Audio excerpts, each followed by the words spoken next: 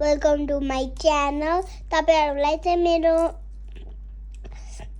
ब्लगमा आएर धेरै स्वागत छ। यो मेरो अंकल, यो मेरो आन्टी, हाय अनि म रोशना, अनि यो चाहिँ मेरो छोरी रोशना रायमाझी। चुप्पा। हाम्रो घरमा बत्ती छ कि छैन? हाम्रो घरमा चाहिँ बत्ती छ, तर यो क्यान्डल हेर्नु त गाइजहरु पिक्लिसकेको चाहिँ त्यो चाहिँ अलिसम्म थोरै मात्र पिक्ले गाइस। यो त त्यो खुट्टा जस्तो खुट्टा डग क्यान्डल पिक्ल्यो पिक्ल्यो बिग्रियो भन्नु न, बिग्रियो। अनि पिक्ल्यो भनेको पग्ल्यो भन्ने के छोरी? पिक्ल्यो हुन्छ त। म कहिलेकाहीँ बिर्सिहाल्छु गाइस। यो ब्यालेन्स सरकारले गर्दा के भयो गाइस भन्दै त छोरी? बालन सरकारले गर्दा बत्ती गयो। बालन सरकारले लाइट जलाउने हो। अन्त ब्यालेन्स सरकारले लाइट दिएन, कुलमानी घिसिङलाई हटाउने, अनि ब्यालेन्स सरकारले के अरे सरकार चलाउने, अनि यस्तो बत्ती नआउने। बत्ती आएपछि म एकछिन गर्छु ल। अहिले म कस्तो डरिरा। अनि तिमीलाई के भन्छु भनेको थियौ नि? के ब्यालेन्स सरकार आएर चाहिँ एउटा के फाइदा भएको छ अरे? स्कुल जानु नपर्ने सन्डे भने होइन? हैन अघि त्यसो भने होइन, ब्यालेन्स सरकार आएर एउटा चाहिँ सन्डे चाहिँ स्कुल जानु नपरेर मजा आइरहेछ भने होइन? गाइजमा चाहिँ लसुन तास्तै छु। ए मनी ताहिरा हो खै एउटा तासेर देखाइदेऊ ल। रोशना छोरी त कस्तो राम्रो देखेको हो, अङ्कल त कति कालो हो। हामीलाई काली काली भन्दै अङ्कलै कालो भइसकेछ। भने के जमाना आयो होला गाइस, यस्तो जमाना कति धेरै टाइम गएको क्या बत्ती पनि हत्तेरिका। मेरो चाहिँ एकदम जाँगरिली छोरी छिन् रोशना रायमाझी। रोशना रायमाझी अब अङ्कल आन्टीसँग यहीँ बस्ने हो आज। भोलि के गरेर जाने रे गर?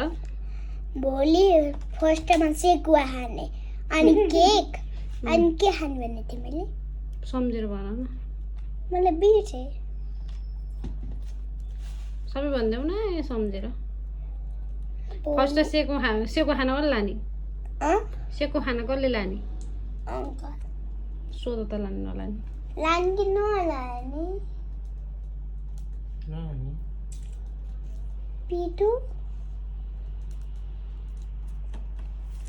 झाडु लाउने। झाडु ला। फर्स्ट सेको, त्यसपछि केक, अनि पेडा खान्छु म। पेडा खाएपछि त्यो आइबल चकलेट चक्लेट त धेरै खानु हुँदैन त नि। त्यो के अरे मैले देखाएको होइन, किराले त कतिखेर चक्लेट आउला र पेटमा नि खाउला र गरेको देखाएको होइन मैले अस्ति तिम्रो घरमा मोबाइलमा देखाइदिएँ कि नै? खोइ मलाई गाइस म लसुन तास्न आउँछ मलाई, तिमी देखाऊ। गाई त्यो अलिक छिन्नलाई चाहिँ मैले थोरै नआऊ क्या, नभए मलाई घरमा लसुन किलाउँथेँ म। भाँडा पनि माझ्छु मेरो छोरीले, खाना पनि पकाउनु आउँछ।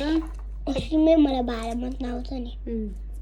खाना पनि बनाउन आउँछ, तर के अरे सधैँ काम नआउँछ भनेर काम नगरे भने छोरी। मेरो रोशना छोरीलाई सबै काम आउँछ। अर्को एउटा गुड आइडिया पनि थाहा छ, के भन्नु गाइस? गुड आइडिया भन्नु म भन्दैन। कसैले काम बिगार्यो भने, जस्तै रोशनाले काम बिगार्यो भने कसैले कराउनै पर्दैन, के अरे पिट्नै पर्दैन। यसो हेर्ने बित्तिकै नै रोइदिन्छन्। किनभने पिटिदिन्छु म, के रोइदिन्छु न, मम्मी बाबा नि रुनुहुन्छ, म नि रुन्छु सँगै, भइहाल्यो गाइस। सबैले आइडिया सिक्नु होला। म त यस्तै गर्छु। मेरो जिन्दगी बर्बाद बर्बाद। केले बर्बाद हो मेरो जिन्दगी चाहिँ? किन बर्बाद हो? गुल्फीले गर्दा होला हो।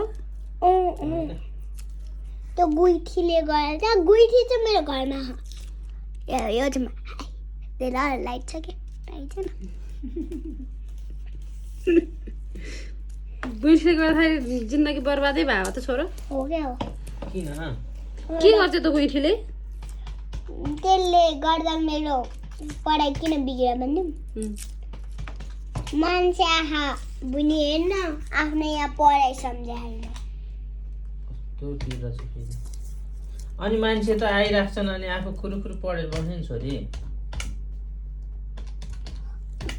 अनि मसँग गफ गर्नुपर्छ सबैजना अनि म चाहिँ त्यो होइन आन्टी अनि हो त अनि रोशनासँग सबैजना गफ गर्नुपर्छ अरे अनि म पढ्नुपर्छ म के अरे क्लासमा चाहिँ मलाई अर्कोले टपिसक्यो म गफ गर्न भ्याउँदिनँ तिमीहरू गफ गर भन्नुपर्छ नि अनि त्यस्तो भन्दा चाहिँ पढाइ त जहिले नि भइरहेको छ त भन्नुहुन्छ कसले त्यस्तो भन्नुभयो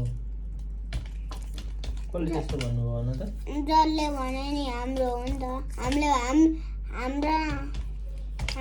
हाम्रो घरको कुरा हो नि त भन न हाम्रो घरको कुरा हो नि त मान्छेहरूले भने हो नि त हामीलाई होइन होला है मलाई चाहिँ सुनेको छैन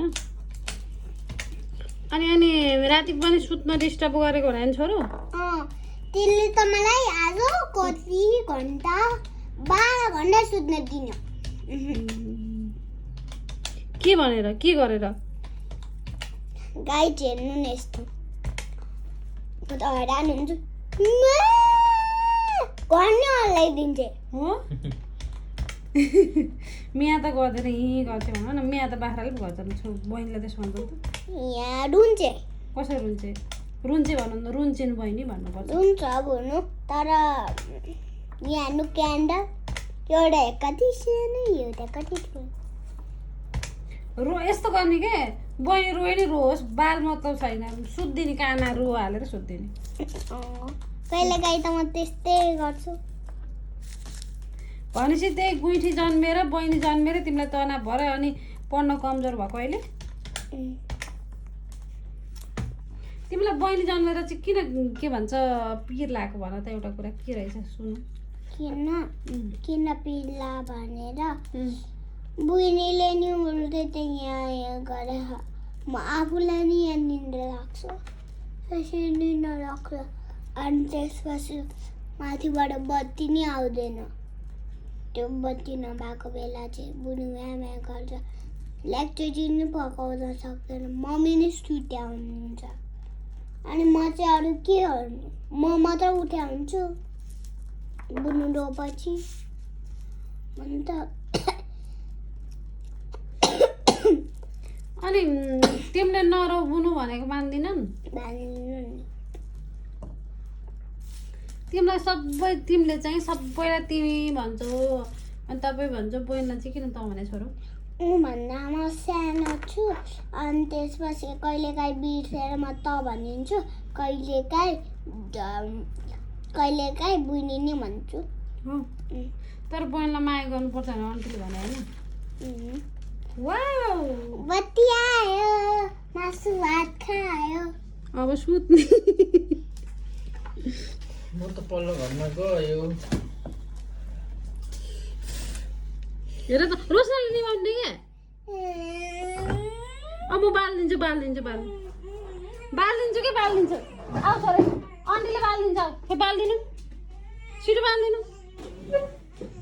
आउँछ नि मम्मी म बालिदिन्छु ल आऊ छोरी रोशना आऊ म बालिदिन्छु खोइ दिनु त लाइटर दिनु न लाइटर मलाई यस्तो रोको मन पर्दैन है छोरी किन मन अनि अघि नि म निभाउँछु अङ्कल भनेको थियौ तिमीले भनेको थियो तपाईँले साँच्ची हो भनेको थियो यो के अरे बत्ती आएपछि चाहिँ म यसरी फु गरेर निभाउँछु भनेको थियो अनि ननिभाउनु अङ्कल भन्नु पर्दैन गर्ने हो त मैले भन्दा भन्दै निभाउनु भयो है तपाईँले यस्तो रुन चाहिँ हुनु हुँदैन है छोरी भन्दा सुन्नु म त पुगिनु नि फेरि हामीले पनि भनिदिएको छौँ है अर्का छोरीलाई त्यस्तो नभन्नु मेरो छोरी हो पिटाइ भयो हामी दुईजना छौँ तपाईँ एकजना हो कि नि छोरी Happy birthday to you.